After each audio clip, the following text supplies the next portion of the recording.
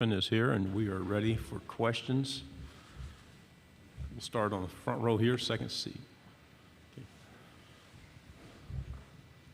Coach Kiffin, right here. Jamal Kennedy, WFA 12 Sports here in Montgomery. Right here doesn't help. Sorry, right here. Yeah. Quinshawn Judkins, what can you say about just the person that he is to be able to bring him as a sophomore and what he meant to your offense and your team last year? Yeah, it's really amazing as a freshman to be able to do that and that many carries. I think he led the conference in carries, yards, and touchdowns. And to do that as a freshman, he has an elite mindset. And to be able to carry the ball that many times and late in games still running strong. So we actually think he can get a lot better, like anyone from their first to second year. So we're really excited to see that development. Second row, and then pass the mic up. Dan Peck, ESPN 106.7 in Auburn. Coach, former Ole Miss coach Hugh Freeze is back in the league coaching Auburn. Your relationship with Coach and how well you two know each other? A little bit. My brother worked at Ole Miss under him, and so I got to meet him a few times. He's done a great job wherever he's been, winning games. So I'm excited for him to get that opportunity to be back in the conference. Left side, front row. Chris Farblin, K2, 8.1 FM in Columbia. Coach, on Monday, Fadil Diggs said the quarterback he went up against that gave him the most trouble as an edge rusher was Jackson Dart. I just want to ask, how has Dart developed since he came in from USC last year, and what do you expect from him in his second year at Ole Miss? Well, Jackson's had a great offseason. Again, in this portal world, we just think everybody's going to be great right away, expectations. And so it was his first year in our system, and he was competing to be the starter all the way till, I think, the third game of the year, or fourth game of the year.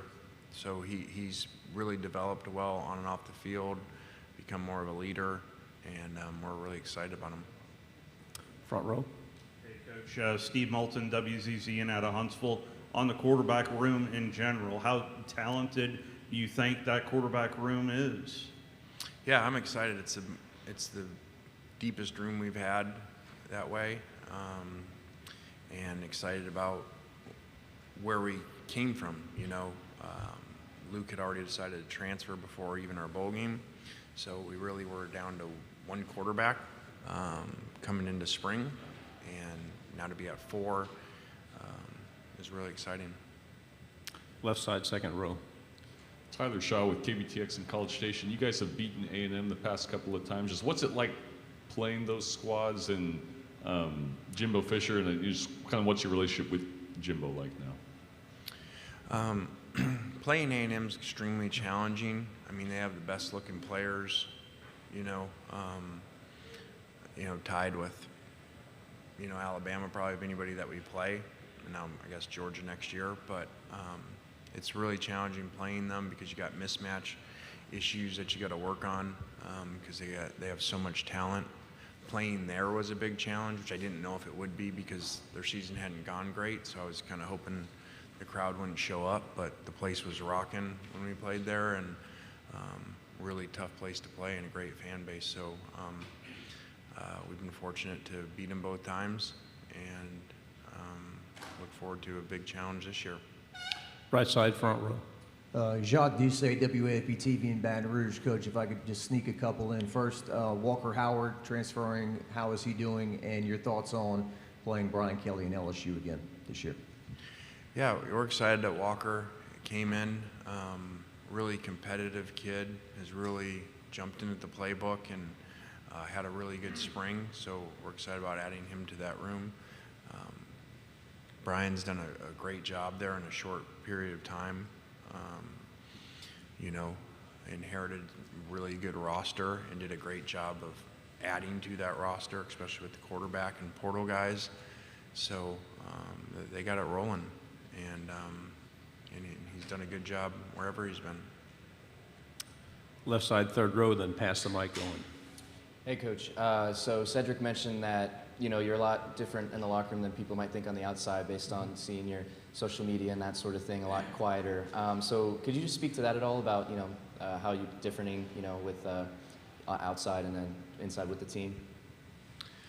Yeah, I think I took a different approach than most coaches, which is kind of what I do in a lot of areas when it comes to social media, especially Twitter.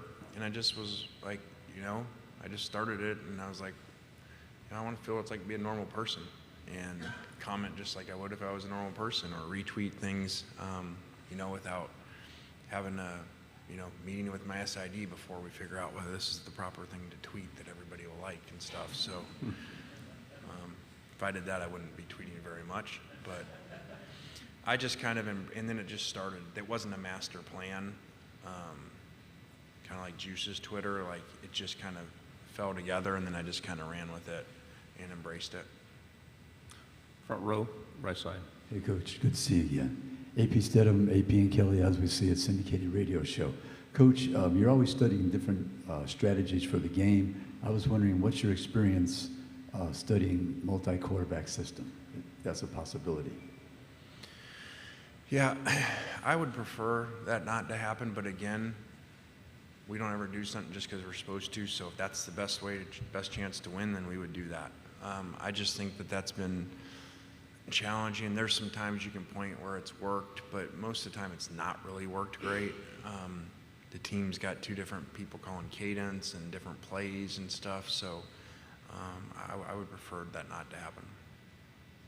Left side, fourth row. Hey, Coach. Grayson Weir with Outkick.com. As you look ahead to the 2023 season, there are a lot of new faces and a lot of dynamics within the SEC.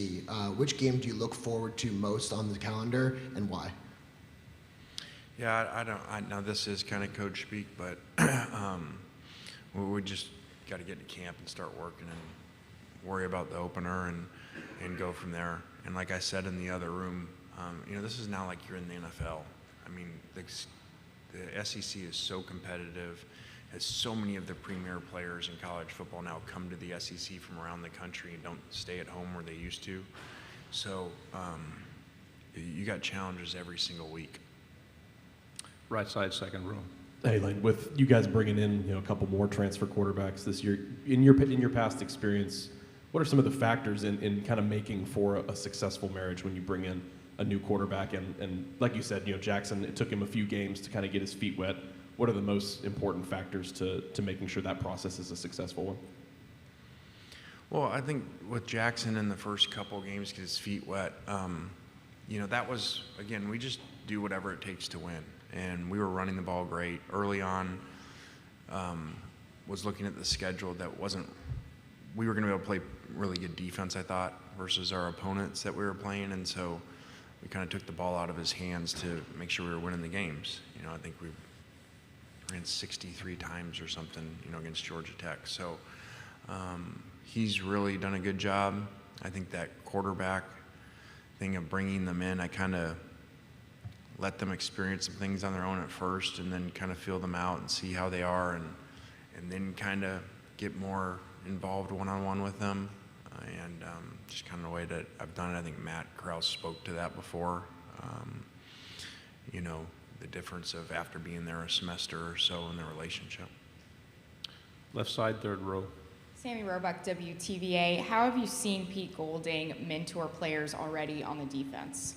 Yeah, Pete does a great job off the field. He's always got kids in his office talking to them, helping them out.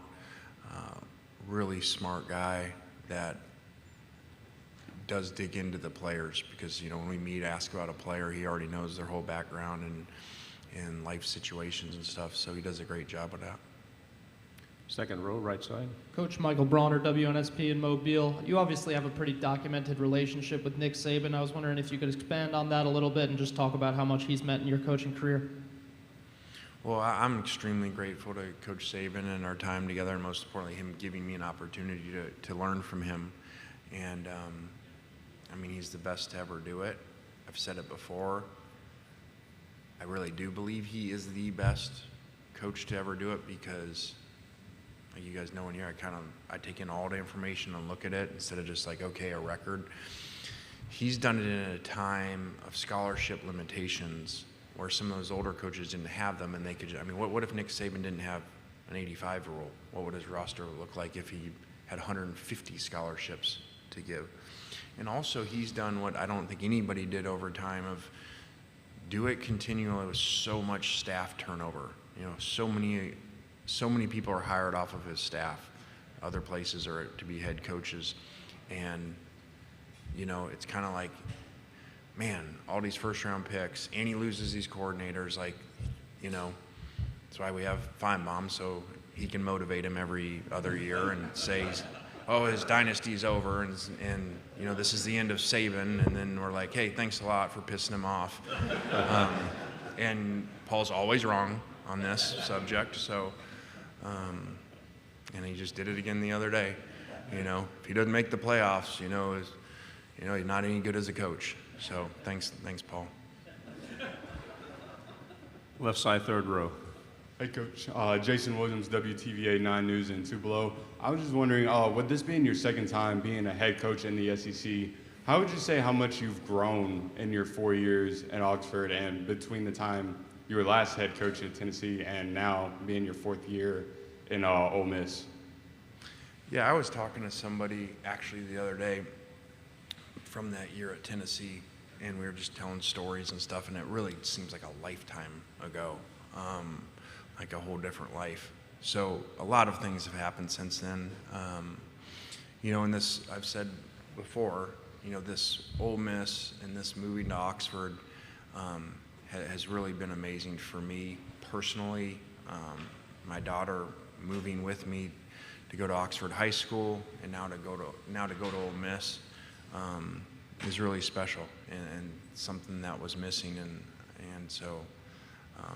It's been an awesome time there, and I'm, like I said in the last room, I'm extremely grateful, not just the leadership at Ole Miss, but the people of Oxford and how they've accepted her. Last two questions, right side, third row. Rob Brown, Sideline Sports in Memphis. You're the son of a coach, and I remember your dad when he coached, and he's a big influence on you. When I was in school at Auburn, at the end of the year, all my friends used to go in with Coach Dye, and they'd kind of show you where you fit in on the depth chart. Sometimes you didn't fit in, they'd say move on. Do you still get to have those conversations with people? Because I worked with a kid for 12 years in Memphis. His dad coached at Alabama, and he was basically a human concussion dummy, he told me. And he got the hell beat out of him, but he made it 5 years through that system. Graduated, got that letter on the wall. And he can go in anybody's office in the state of Alabama, and they say, you went through all that and just got to hug your parents on senior day, you loved it that much. Do you have those conversations with people and remind them what it means to stick it out and not quit, come back to Oxford one day and what that can do for them? Wow, that was a long one. Too much coffee. That's not coffee, that's Red Bull. I do think that's really missed nowadays, and that's the generation, but that's portal. And unfortunately, outside of probably walk-ons, we don't have that much anymore. They just don't think like that, and it's too much outside information coming in, and it's too much grass is greener. And I don't like what's going on, so I'm going to take my ball and run.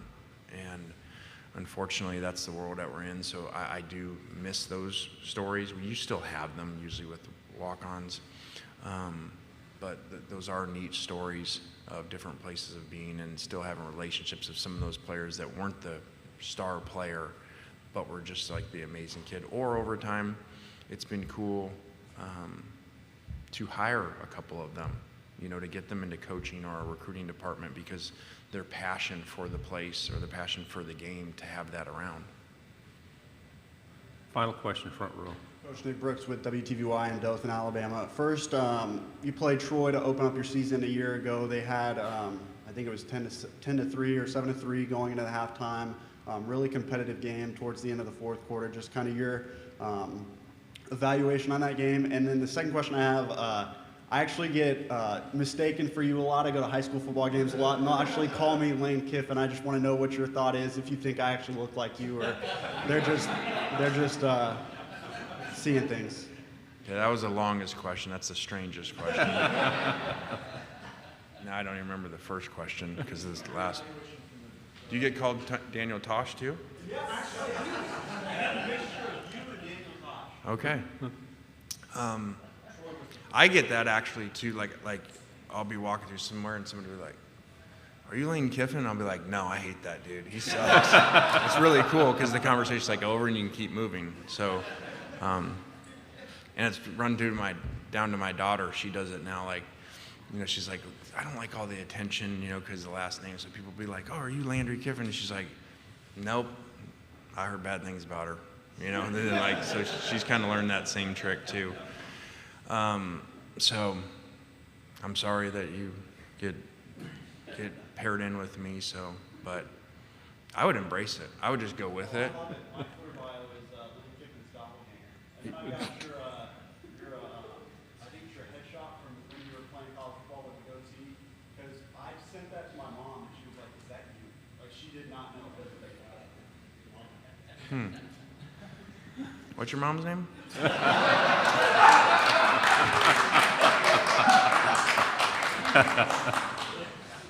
I gotta ask my dad some questions now. I would just embrace it and be like, you probably get like free drinks at places and stuff, like just depending on what state in the SEC you go to. But so, next question. Okay, I think we're done. Thanks, Coach. That's a good one to end on.